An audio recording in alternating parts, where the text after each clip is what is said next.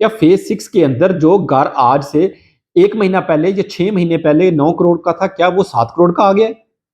या वो साढ़े 8 करोड़ का आ गया है? नहीं भाईजान, इस वक़्त उसकी प्राइसेज़ के अंदर इज़ाफ़ा हुआ है।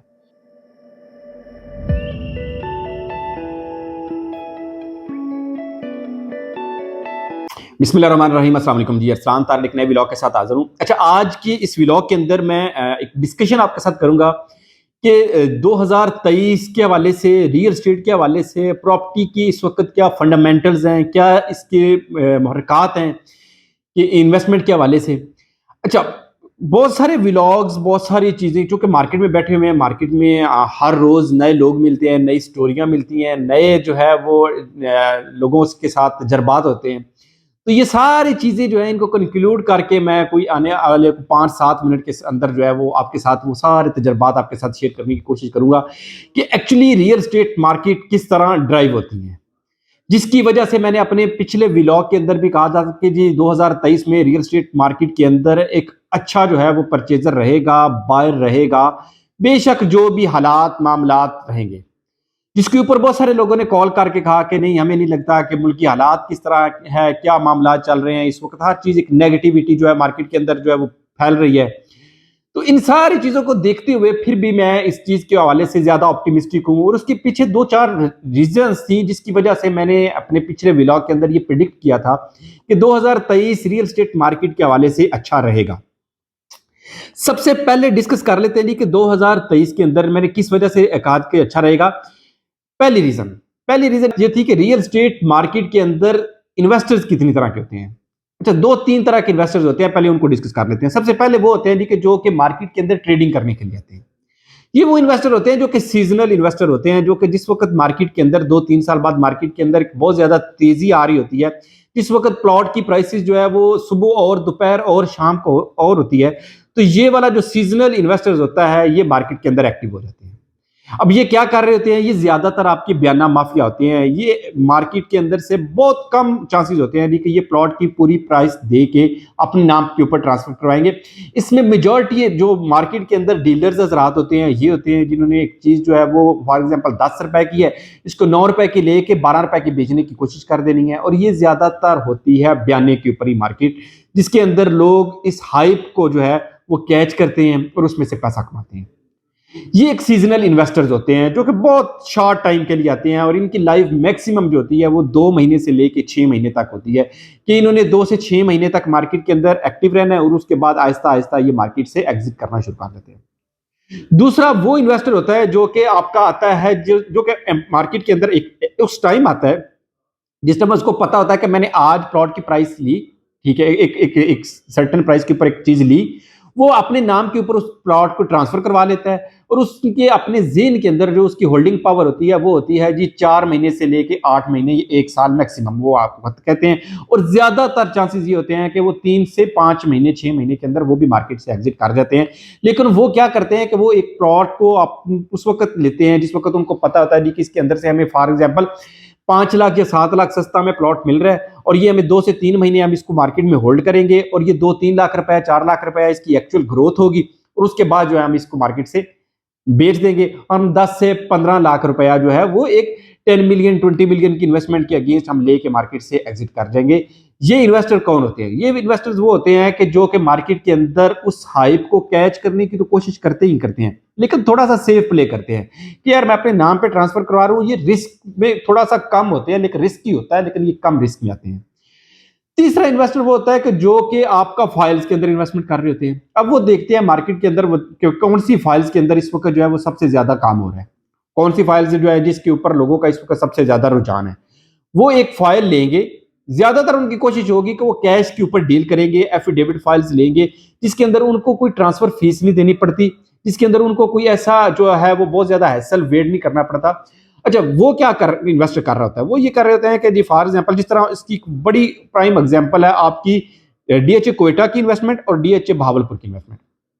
अच्छा, ये इन्वेस्टर क्या कर रहे होते हैं, ये इसी तरह एफिडेविट फाइल लेके हफ्ता 10 दिन रखा, हफ्ते 10 दिन के बाद ये मार्केट में बेच दिया। इनके पास एक सर्टेन अमाउंट होती है और इस अमाउंट के ऊपर ये प्ले कर रहे होते हैं, जिसके अंदर इनको पता होता है कि हमने कोई ऐसा ना कोई ऐसा को कमीशन देनी है, ना कोई ऐसा हमने कोई ट्रांसफर फीस देनी है, ना को हमने कोई एफबीआर का टैक्स देना है।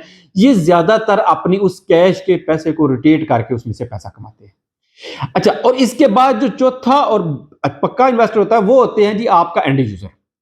ठीक है, जिसने कोई भी प्लॉट लेना है तो वो अपने बेटे के लिए लेना है कि कल को उसकी शादी करेंगे, वो वहां यहाँ पे अपना घर बना लेगा, या उसने अपने घर बनाने के लिए लेना है, या उसने अपनी बेटी के लिए लेना है।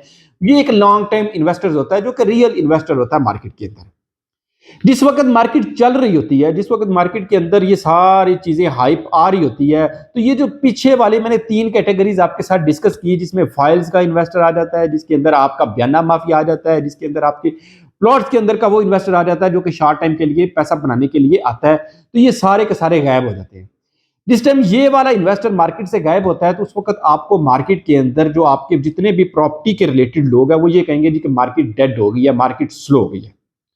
अच्छा, ये पाकिस्तान की एक बदकिस्मती है कि हम लोगों ने रियल स्टेट मार्केट को एक स्टॉक मार्केट बनाया हुआ है।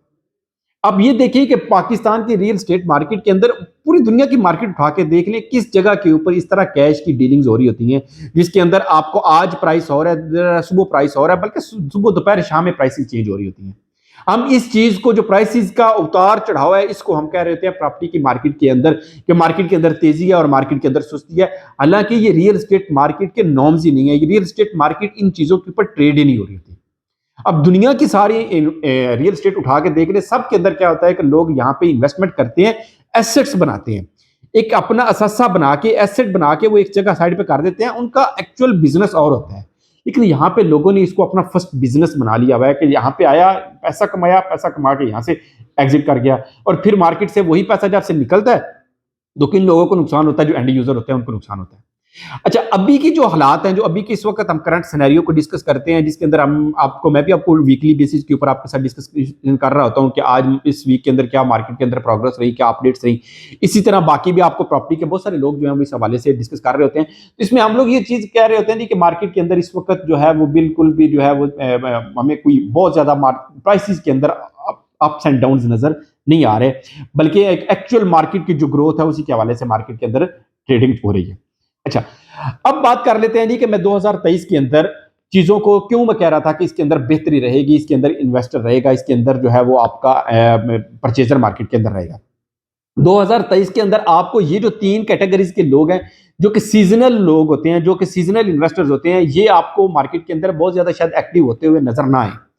अच्छा, इनका नुकसान किसको होता है? इसका नुकसान हमेशा एंड यूजर को होता है, क्योंकि पाकिस्तान की हिस्ट्री रही है कि यहाँ पे कोई भी आपको पॉलिसी, कोई भी लॉ मेकर, कोई भी ऐसी चीज हम लॉन्ग टाइम पर्सपेक्टिव से बनाते नहीं है। एक सियासतदान आया, एक पॉलिटिकल गवर्नमेंट आई, उसने आके क्या किया कि उसने आके अपना एक पॉलिसी दी कि हम कंस्ट्रक्शन पैकेज दे रहे हैं। दूसरी गवर्नमेंट आएगी, वो इस चिड़ के अंदर के नहीं, उसने कंस्ट्रक्शन पैकेज दिया, ये सारा क्रेडिट उसको चला जाएगा, मैं इसको खत्म करता हूं, मैं किसी और इंडस्ट्री को जो है ना ये पैकेज देता हूं। ठीक है, जिसकी वजह से पाकिस्तान की जितनी भी रियल एस्टेट मार्केट है, जितनी भी इंडस्ट्रीज हैं, वो कभी भी आपका जो है वो लॉन्ग टर्म विजन नहीं दे सकती। इसकी वजह से ये कभी भी आपका एंड यूजर की मार्केट नहीं रहेगी। एंड यूजर की मार्केट क्या होती है कि एक बंदे ने घर बनाना है, अब घर की डिमांड तो मार्केट के अंदर रहेगी। अब ये नहीं हो सकता कि आप कहें जी कि घर बनाने वाले जो है वो खत्म हो जाएंगे, या आपके लोग जो है वो प्लॉट खरीदना बंद कर देंगे, या लोग घर खरीदना बंद कर देंगे। अब मैं आपको इसकी एक एग्जांपल देता हूं। इस वक्त आज मैं आपसे जब मुखातब हूं तो तकरीबन 27 दिसंबर 2022 है।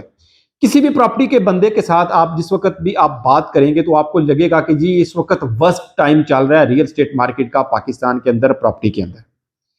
अगर उनसे आप थोड़ी सी डिस्कशन करेंगे तो आपको एग्जांपल मिलेगी जी, डीएचए क्वेटा की मार्केट 1,44,00,000 से वापस 62 लाख के ऊपर आ गई है, तो इससे बुरी क्या हो सकती है।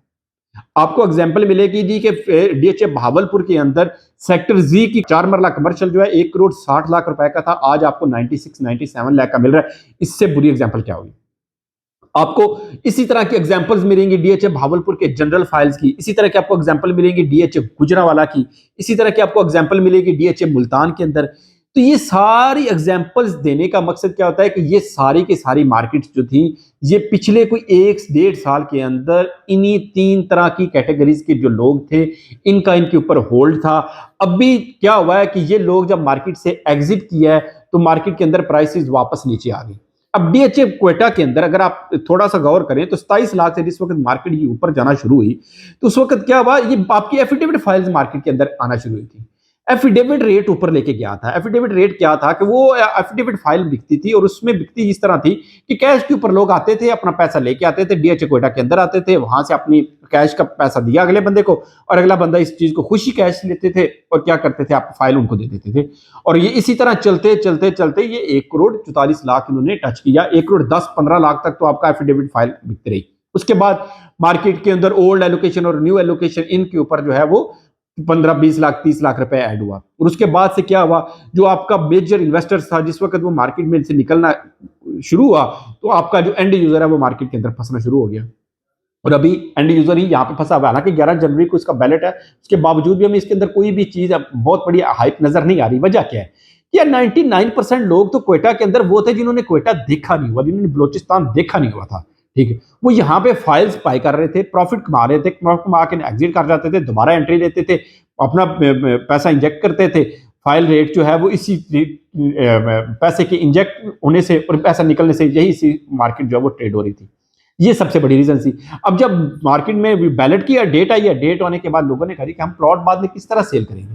हमने यहाँ वहां पे रहना, ना वहां पे जाना, ना वहां पे देखना, ना वहां पे डेवलपमेंट का पता, ना वहां पे पता कि उसकी लोकेशन क्या है। तो लोगों ने उससे एग्जिट करने की कोशिश की और मार्केट में क्या हुआ, क्या परचेजर था नहीं और रेट नीचे आना शुरू हो गया। अच्छा, अब बात कर लेते हैं कि 2023 में।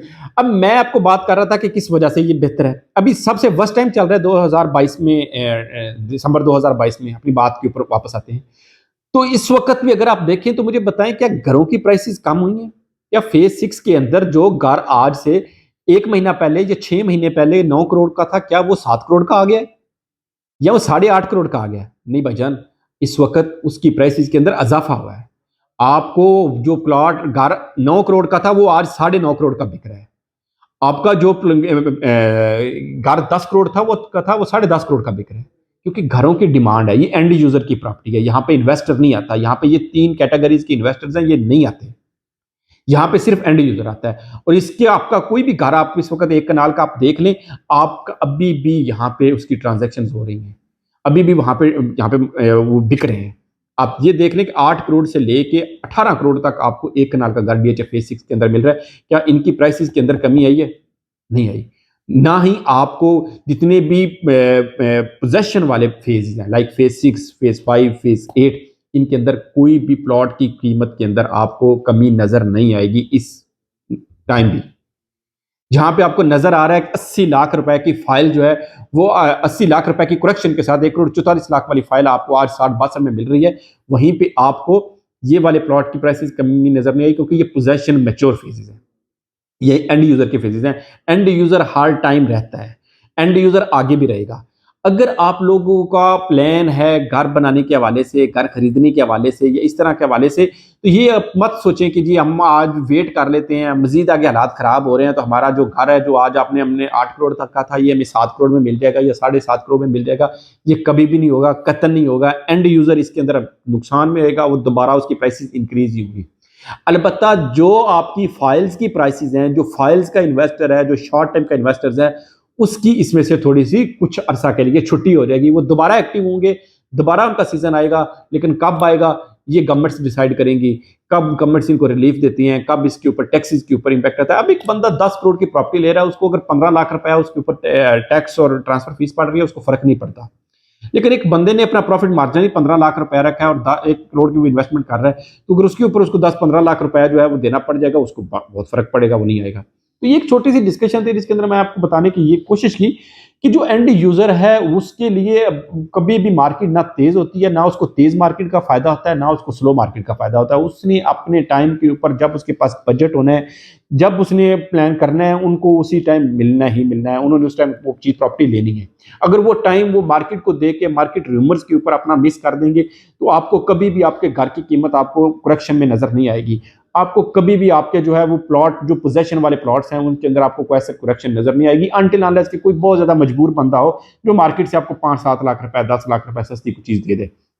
बाकी जितने भी नॉन पोजेशन सेक्टर्स हैं, जितनी भी फाइल्स हैं, इनके अंदर आपको जो है वो करेक्शन नजर आएगी। इनकी मार्केट 2023 की मार्केट नहीं रहेगी। तो ये एक छोटा सा व्लॉग था जो कि मैंने आपके साथ एक डिस्कशन थी, मैंने कहा कि आपके साथ करता हूँ, इंशाल्लाह ताला आपको जो ज़रूर इससे फ़ायदा हुआ होगा। और अगर हो तो मेरे इस चैनल को लाइक शेयर सब्सक्राइब ज़रूर कर दिया करें, कमेंट सेक्शन में अपना फीडबैक ज़रूर दिया करें, ताकि उसके रिलेटेड भी आपके साथ जो है वो वीडियोज़ और डिस्कशन में आपके साथ जो है वो डिस्कस किया जाए। Thank you very much. अस्सलाम वालेकुम।